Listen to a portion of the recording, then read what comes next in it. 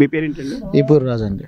రాజు గారు, ఇప్పుడు చెప్పండి సార్, ఇప్పుడు చంద్రబాబు నాయుడు గారు ఇప్పుడు అమరావతిని అభివృద్ధి చేస్తారనుకుంటున్నారా? రాష్ట్రాన్ని అమరావతిని అభివృద్ధి చేస్తారనుకుంటున్నారా? రాష్ట్రాన్ని మరియు రాజధానిని చంద్రబాబు నాయుడు గారు చాలా చక్కగా అభివృద్ధి చేస్తారని మేము బాగా నమ్ముతున్నాము. చేస్తారు కూడా, చేసి చూపిస్తారు కూడా.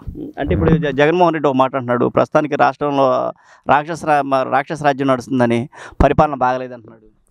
ఆయన వచ్చి రాష్ట్రాన్ని బస్టు పట్టించాడు.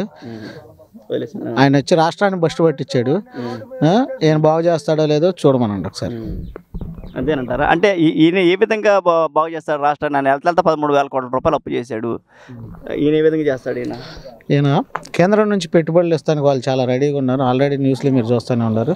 కేంద్రం నుంచి పెట్టుబడులు వస్తాయి, మన అమరావతి రాజధాని బాగా డెవలప్ అవుద్ది. అలాగే రాష్ట్రంలో కూడా సంక్షేమ పథకాలు ఇచ్చిన సూపర్ 6 ఈయన అమలు చేస్తాడని మేము గట్టిగా నమ్ముతున్నాం. అంటే ఈయన వస్తే పథకాలు ఇచ్చేయాలని బోల్డ్ డబ్బు అవసరం ఉంది కదంట. ఒక్క నిమిషం చెప్పండి. అంటే ఇప్పుడు పథకాలు చేయాలంటే బోల్డ్ అంత డబ్బు అవసరం. అంటే చంద్రబాబు నాయుడు గారు ప్రస్తుతానికి ఆయన పెట్టుబడులు అవి తీసుకొచ్చి ఇది చేస్తారనుకుంటున్నారు. ఆయన తెస్తారు. ఆయన సెంట్రల్ గవర్నమెంట్ కూడా కేంద్రం నుంచి మన నిర్మలా సీతారామన్ చెప్పారుగా మీకు, ఆంధ్రాకి ఇప్పటికే ఒక 5 సంవత్సరాలు బాగా దెబ్బడిపోయింది, మేము ఎంతైనా సరే నిధులు ఇస్తానికి రెడీగా ఉన్నామని చెప్పారు. ఆ విధంగా ఆయన డెవలప్ చేస్తారు. మన పెన్షన్ గిన్షన్ పంపిణీ ఎలా జరిగింది అంటారు? సూపర్గా జరిగింది.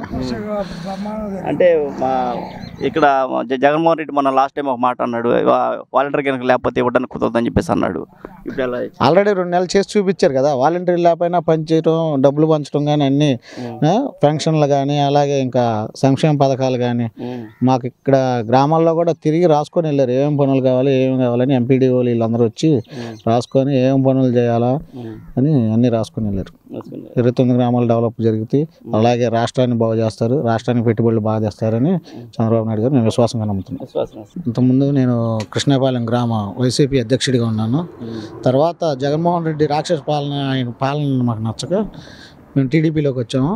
వచ్చి మాతో పాటు మా వాళ్ళు మొత్తం తీసుకెళ్ళి టీడీపీకి మద్దతుగా చేసాము. ఈసారి టీడీపీ బాగా సంక్షేమ పథకాలు తెచ్చి రాష్ట్రాన్ని బాగా మంచి అభివృద్ధి కార్యక్రమాల ముందుకు తీసుకెళ్ళిద్దని మేము విశ్వసనీయంగా నమ్ముతున్నాం. అంటే ఆయన యొక్క పరిపాలన అంటే ఇక్కడ రోడ్లు లేకపోతే మనకి ఒక విషయం ఏం చెప్పారంటే, ఆయన రాజధాని డెవలప్ చేస్తారని మిమ్మల్ని అందరూ నమ్మించారు, మాట్లాడారు. అవును కదండి.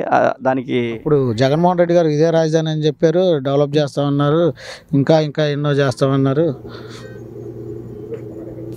ఇల్లు కూడా నేను ఎక్కడే కట్టుకున్నాను అన్నాడు. అవన్నీ మాటలు చెప్పి మమ్మల్ని నమ్మించాడు. అయినా జగన్మోహన్ రెడ్డి గారిని చూసి ఎవరు ఓట్లే లేదండి. వాళ్ళ నాన్నగారు రాజశేఖర రెడ్డి గారి పరిపాలన నచ్చి ఆయన ఒకసారి చూద్దామని ఓట్లు వేశారు.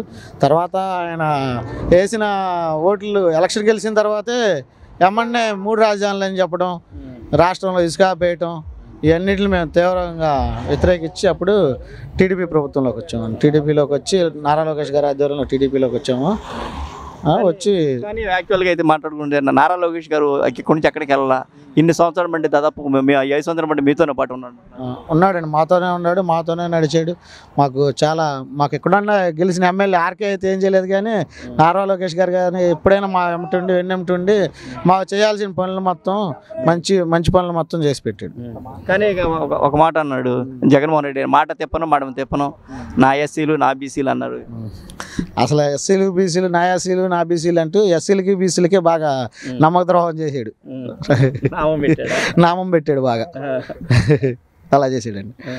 కానీ మనకి జగన్మోహన్ రెడ్డి పోయిన తర్వాత, రాజశేఖర రెడ్డి గారు వచ్చిన తర్వాత, చంద్రబాబు నాయుడు గారు వచ్చిన తర్వాత మన రాష్ట్రం బాగా అభివృద్ధి చెందిద్దండి. మీరే చూస్తారు, మళ్ళీ మీరే మా చేత ఇది చేపిస్తారు. ఓకే అండి.